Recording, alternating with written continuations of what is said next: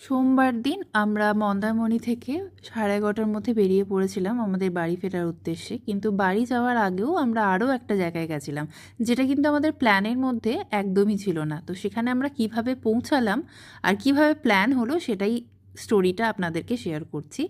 আমরা একটা জায়গায় ডাব খাচ্ছিলাম, তো যিনি ডাব বিক্রি করছিলেন তাকে আমরা ক্যাজুয়ালি জিজ্ঞেস করি ডাবটা কোথাকার। উনি বলেন ডাবটা মহিষাদলের। আর যখনই উনি বলেন মহিষাদলের, আমাদের সবার মাথায় আসে মহিষাদল রাজবাড়ির কথা। আর যেমন ভাবনা তেমন কাজ, আমরা ওখান থেকে ইউ টার্ন নিই আর পৌঁছে যাই মহিষাদল রাজবাড়িতে। বুঝতেই পারছেন যে আমরা কতটা হুজুকে।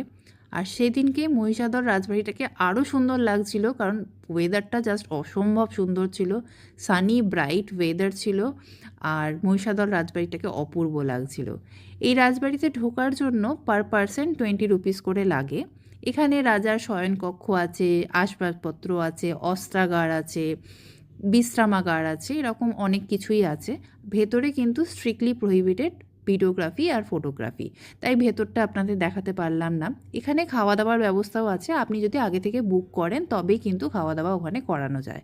তো আমরা যেহেতু অল অফ আ সাডেন আমাদের প্ল্যান হয়েছে, তাই আমরা ওখানে খাওয়া দাওয়া করতে পারিনি। তাছাড়াও ওখানে একটা ক্যাফে ছিল যেখানে ইনস্ট্যান্ট খাবার পাওয়া যায়, কিন্তু আমরা সেখানে খাইনি। আমরা আবার বাড়ির দিকে রওনা দিই, আর কোলাঘাটে আমরা আমিনিয়াটাই যেহেতু ফাঁকা পেয়েছিলাম, তা আমিনিয়াতে ঢুকে পড়ি। আমিনিয়াতে আমরা লাঞ্চ সারি, আর আমিনিয়া মানেই বিরিয়ানি, তো আমরা বিরিয়ানি লাঞ্চে খেয়েছিলাম। তো মন্দারমণি ট্রিপটা আমাদের বেশ ভালোই গেছিলো। দেখা হবে অন্য কোনো ব্লগ নিয়ে।